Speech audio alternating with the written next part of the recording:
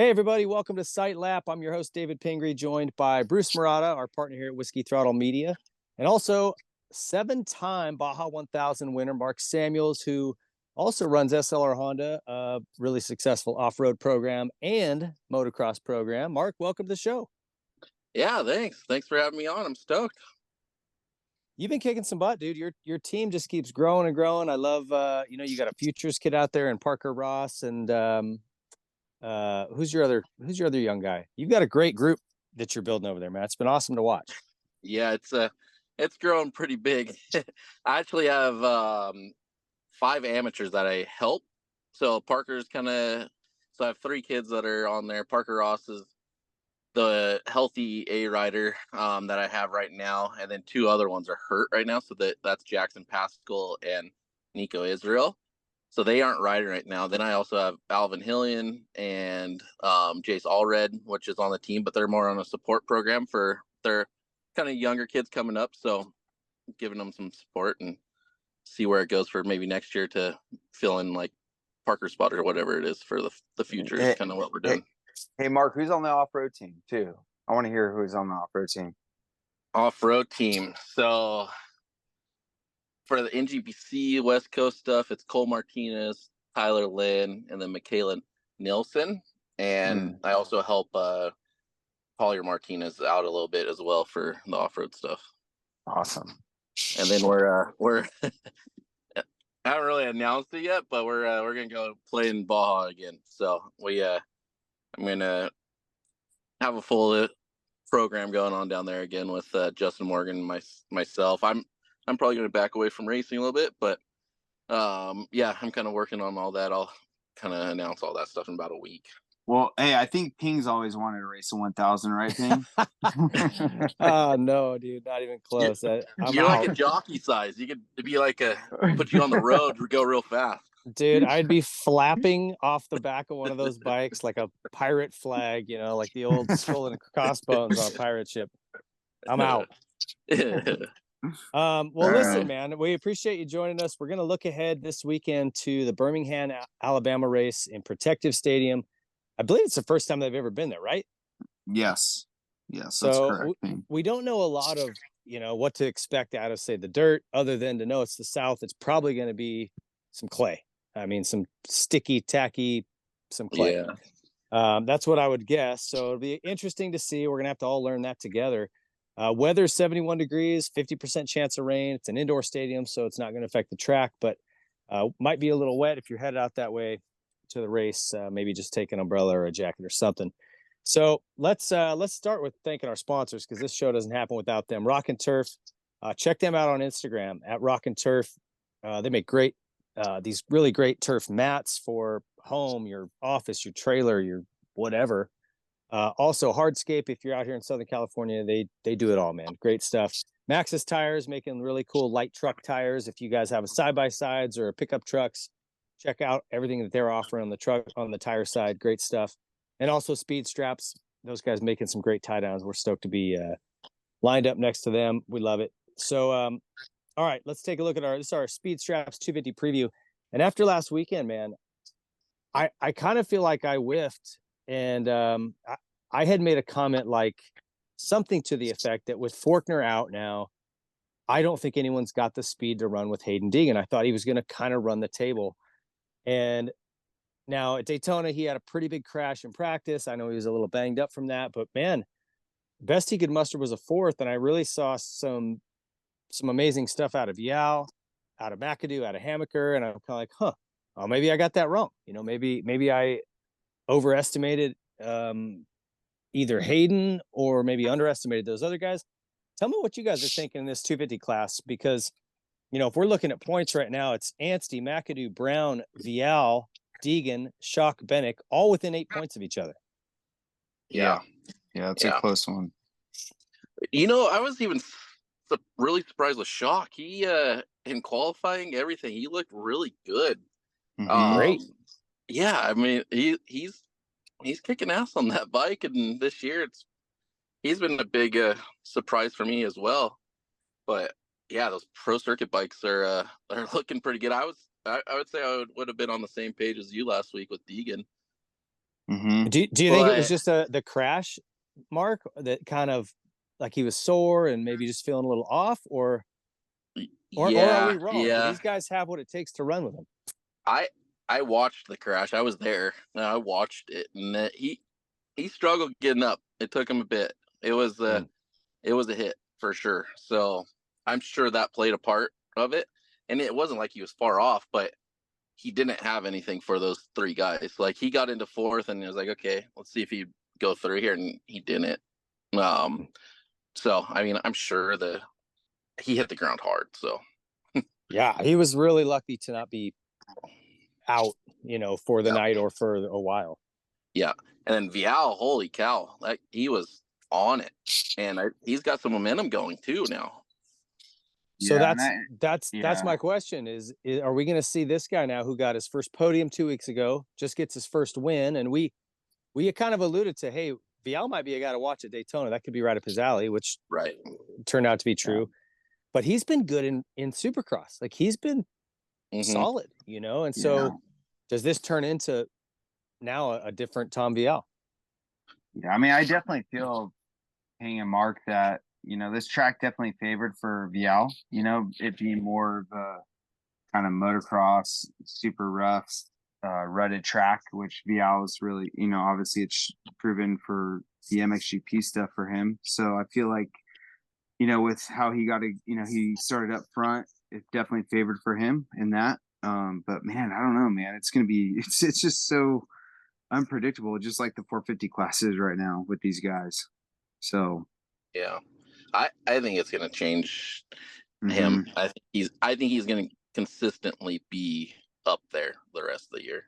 Vial top three, maybe not. Yeah, Vial, maybe not win everyone, but he's gonna consistently be there and keep growing each round with Supercross. Like he's surprised me. He's killing it. Yeah. Even last year, he was totally. Never like a threat to win, but he would run up at the front. He would get good starts. He looked smooth. Yep. He wasn't like struggling to figure Supercross out, right? He looked like he knew what he was doing. He just need a little more time. And I think we might be there. And if we're talking about, and again, we're speculating here on dirt, but Alabama is clay. And if it is a sticky, clay track, that's what he's used to in France. That's Bercy or any of those places, right? Right. Maybe that's comfortable to him. I don't know. I'm guessing there because we don't know the race surface. We're just speculating, but I think it'll be interesting to see what a win does for his confidence and his riding. And the other three guys who I think really need to step up, because I believe you kind of confirmed what I thought, Mark, is that crash took a lot out of Hayden. He was just trying to get through the weekend, right? Yeah, I think so. But if you're Vial, if you're McAdoo, if you're Hammaker, if you're Pierce Brown, you've got to come out this weekend, and maybe he's a little bit sore still. Maybe he's not. Deegan's not 100%. You got to strike. Those guys all need a win and start, tacking some points on, because if Hayden gets healthy and goes on a run late season, you're going to have to rely on whatever points you're stacking right now. Yep. Yeah. Big time. And then there's also Max, like obviously his points leader going in there, and he's had a couple, he had a great qualifier, and then I don't know what happened to him on the start. I think he might have gone down or he was way back. No, yeah, he just got a bad start, Mark. Bad start. He's buried. Yeah. And I'm sure he's gonna be pissed off too, Like to have the red plate and then to kill it in his qualifier and then have that happen. I mean, so I'm sure he'll have a little fire under him as well going into the next rounds. And King, that's what's crazy is for Anstein getting 8th. I mean, he's still leading the points. No, it's so wild. If you look at his results, to think he's still the points leader. Yeah. And I guess I need to not leave him out of the conversation. He's been riding awesome. Even though he's had a couple of subpar main event finishes, man, in his heats, he's fast. He's got it, right? He just needs to put it together. And fast. Yeah. Yep. Everything. Mm-hmm. Yep. So it'll be fun to watch. Let's pick a winner here. If you had to pick a guy going into this weekend, who's it going to be? Go for it, Bruce. You know what? Pink slips. Winner, you got to give up your car. I'm going to kind of be a little I'm going a little kind of off on this one, but I'm gonna go with Pierce Brown. Okay. I'm gonna go with Pierce has Pierce been Brown. riding good. His results Yep. don't show what he's Yeah. capable of. Yep. I'm gonna go with Pierce. Really good. I Yeah. just mentally he makes some weird like race decisions or like things weird happen, but yeah, he's fast. He can do it. That's for sure. Yeah. And I just feel like he's tied for second right now. I don't know. There's just something that's telling me that he's gonna kind of step it up this weekend to make it happen. So I'm going with Pierce. All right, Mark, Cool. who you got? Ooh, I'm between Deegan and Vial. I just feel like those are the two that are coming. I want to go with Vial. Okay. All right.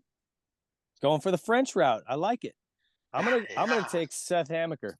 He was on our riders meeting last weekend, and I like where his head's at. I think he's headed in the right direction.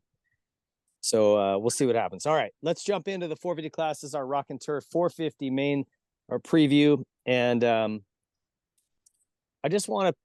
want to see who you guys, who do you think's in this championship fight still in the 450 class? Mark, give us your thoughts. I still think there's a handful. I think Jet, obviously. I think Tomac.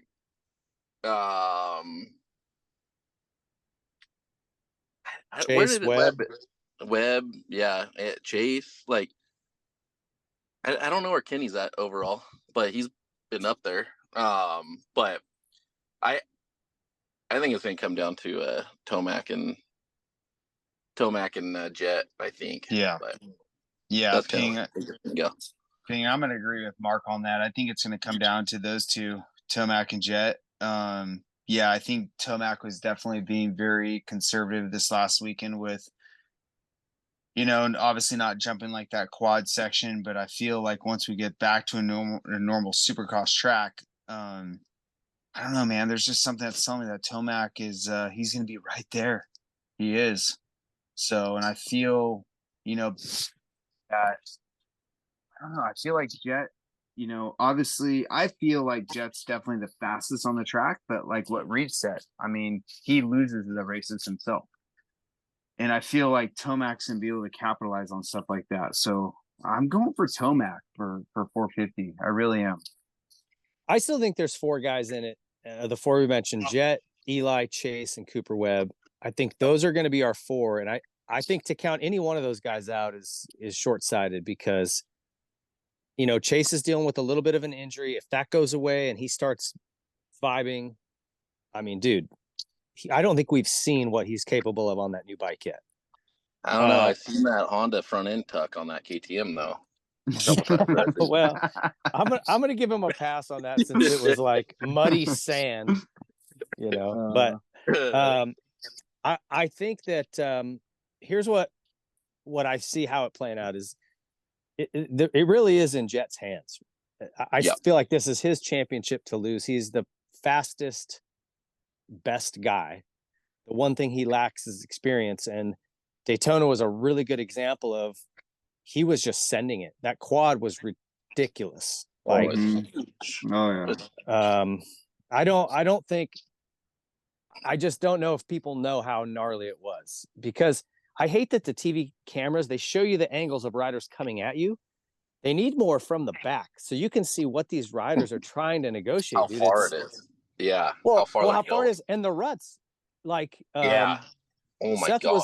Seth was standing there watching. I don't know where you watched from, Mark, but he said every time he'd push into the face of that thing, because you had to, push into it. And he said his bike was just dragging dirt off the face every time. And like, if you've ever hit a jump that has a rut and you drag your pegs, it is sketchy. Yeah. Scary. So after the race, I went, they rushed the field and all that. And I went down there and walked it. It does not do any justice at all until you're down there and you walk it. I was like, I went through the sand section, and then in that straight, I was just like, oh my gosh, how crazy are they even doing this? Like, it's crazy.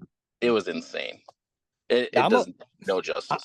I'm a big believer they should let fans come down and walk the track after every 450 main event. Totally. When the night's over, come down and get a new appreciation for what these guys are doing, because you can't tell from the stands. You just can't. It would probably change the dynamic of people, how they felt about it. Yeah, I agree. Right? Like you watch them and it looks so easy, like, and then you go walking, you're like, oh shit. Yeah, I bet the internet would calm down, would quiet down a good bit. It You know what I probably mean? would. All these armchair quarterbacks. Hey. Why wasn't Tomac quadding that? What a pussy. Well, it is. Hey, it is easy. You just twist the throttle. That's all you do. I know it's not even tiring. All you do is stand there and just twist that thing. You have a motor. You have a motor. Bike does all the work. You're not even pedaling. And they have factory stuff. Yeah, I know. It's easy with that stuff. Yeah. Eli Tomac. So let me finish. That was Jet, right? I feel like his inexperience is the only thing he's got, and if he can avoid a massive crash, I think he wins this title. He can afford a tip over because he can still get up and go back to 4th or 5th. But if he has a big one and like rings his bell, DNFs, whatever, right? Well, then that's it. Because I don't think you're going to see that out of Chase, Sexton, or Webb. They're too experienced. Just like that quad, they decided risk reward. Nope, I'm not doing it. Two jumps after that is where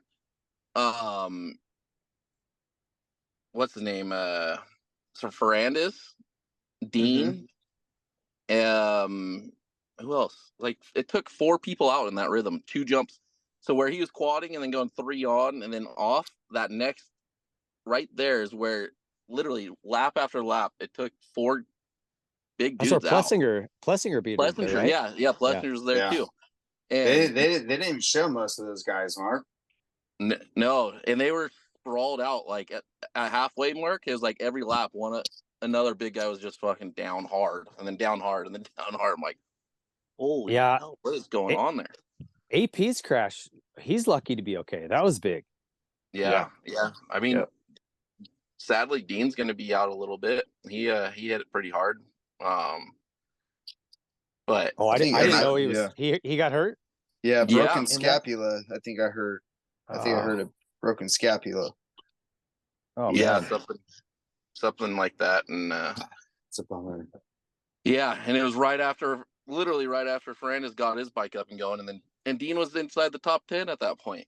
Oh man, such a good ride for him. Yeah, it's a bummer. It was. He was. Did you guys catch Justin Hill's crash? No. I just seen the clip of that.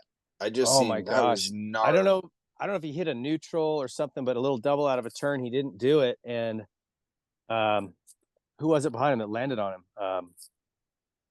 Oh my gosh, brain fart now. Anyway, rider behind him does the double, lands just right on his shoulders. Oh, I heard about it. That was right below me, and I wasn't watching. Yeah, I heard it was bad. Yeah, I think he's okay, but dude, it's a and to this guy's credit, it's Freddie Noren. Freddie got up and ran back over to him and made sure he was okay. So that was really cool to see. That is good. Yeah, cool on Freddie. Cool. Yeah.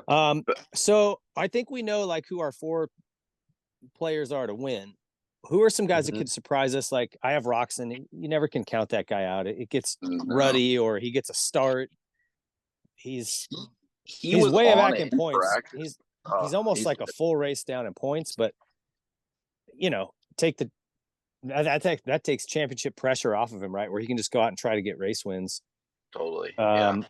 Plessinger still, he had a bad weekend at Daytona, but man, any weekend he's game to be up there. Jason Anderson's been a little cool the last few races, but I still wouldn't count him out either. You guys got anybody else? Yeah, I got a wild card here. I got Justin Cooper. Okay. Yeah. So, yeah, I don't think he's done. I think you'll see him.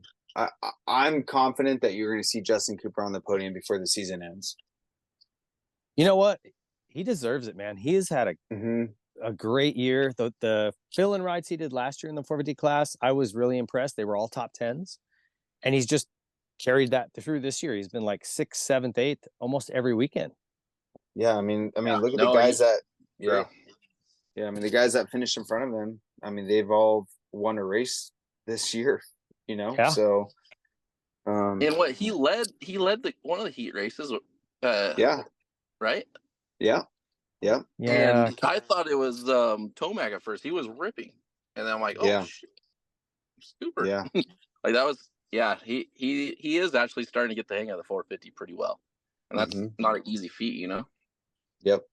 Yeah. Well, it'll be fun to watch what he can do. I think he's got it under the hood. You're right, Bruce. And the last note I have here, kind of in looking ahead to this weekend, is that these guys have got to put a stop to Jet.